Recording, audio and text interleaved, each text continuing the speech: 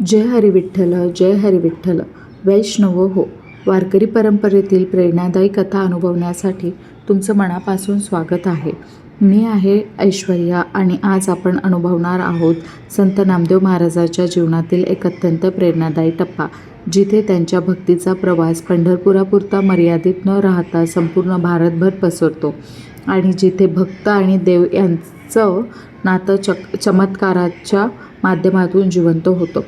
संत नामदेव महाराजांच्या जीवनात एक अशी वेळ आली की त्यांच्या अंतर्मनातील भक्तीचा जरा इतका प्रबळ झाला की तो एका ठिकाणी थांबणं शक्य नव्हता. त्यांच्या विठ्ठल प्रेमाने त्यांना प्रवासाला प्रवृत्त केलं. एक असा प्रवास जो केवळ भौलौकिक नव्हता तर आध्यात्मिक जागृतीचा होता. त्यांनी पंढरपूर सोडलं आणि उत्तर भारताच्या दिशेने प्रस्थान केलं. पंजाब, राजस्थान, दिल्ली अशा अनेक प्रदेशांमध्ये त्यांनी भ्रमंती केली. त्या काळात इतका मोठा प्रवास करणं हे अत्यंत कठीण होतं. पण नामदेव महाराजांसाठी हा केवळ प्रवास नव्हता, तर तो होता भक्तीचा प्रसार करण्याचा एक ध्यास. ते जिथे जिथे गेले तिथे त्यांनी कीर्तनाच्या माध्यमातून लोकांना भक्तीची गोड लावली. त्यांच्या वाणीमध्ये एक वेगळाच ताकद होती. ती थेट मनाला भिडायची.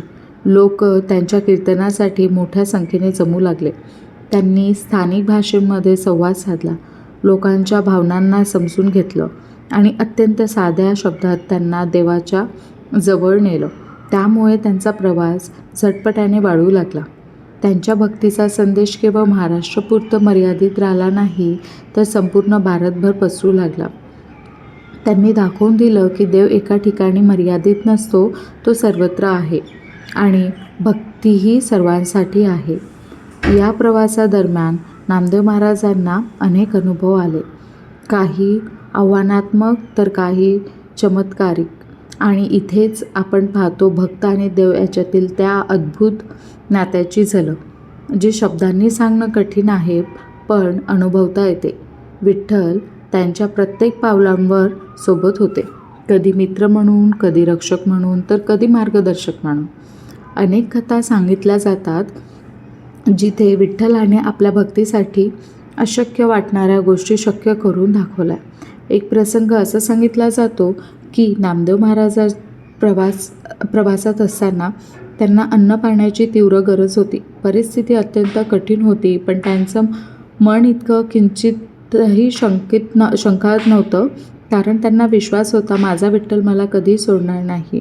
आणि जसं त्यांनी मनोमन विठ्ठलाला हाक दिली की तसंच अचानक मदतीचा हात पुढे आला. कधी एखादा अनोळखी माणूस येऊन त्यांची मदत करत असे, तर कधी परिस्थिती बदलून जात असे. हे केवळ योगायोग नव्हते, ते होते भक्तीच्या नात्याचे चमत्कार.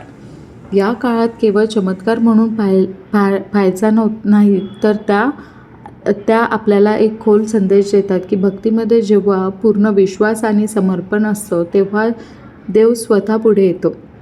नामदेव महाराजांसाठी विठ्ठल हा केवळ पूजनीय देव नव्हता, तर तो एक जिवंत सखा होता, जो त्यांच्या प्रत्येक आनंदात, संकटात सहभागी होत होता. आणि हीच भावना त्यांच्या कीर्तनातून, त्यांच्या अभंगातून आणि त्यांच्या जीवनातून लोकांपर्यंत पोचली. या प्रवासामुळे एक मोठा बदल घडला. लोकांना जाणवलं की देव हा दूरवर बसलेला नाही, तर तो आपल्यासोबतच आहे. त्याला मोठ्या विधिविधानाची गरज नाही, तर खरी गरज आहे ती प्रेमाची, श्रद्धेची आणि विश्वासाची. नामदेव महाराजांनी आपल्या जीवनातून आणि अनुभवातून हे इतके प्रभावीपणे दाखवले की लोकांच्या मनातील देवाबद्दलची भीती कमी झाली आणि त्या जागी प्रेम आणि जवळीक निर्माण झाली. या दोन प्रवासामधून भारतभर भ्रमंती आणि विठ्ठलाच्या चमत्कारिक सहवासातून आपल्याला एक स्पष्ट संदेश मिळतो की भक्ती ही सीमा माध्यमामध्ये अडकलेली नसते आणि देव हा केवळ मूर्तीमध्ये मर्यादित नसतो. जिथे विश्वास आहे, जिथे प्रेम आहे, तिथेच देव आहे. देव आपोआप प्रकट होतो. सो माझ्यासोबत म्हणत राहा जय हरी विठ्ठल, जय हरी विठ्ठल मित्रांनो.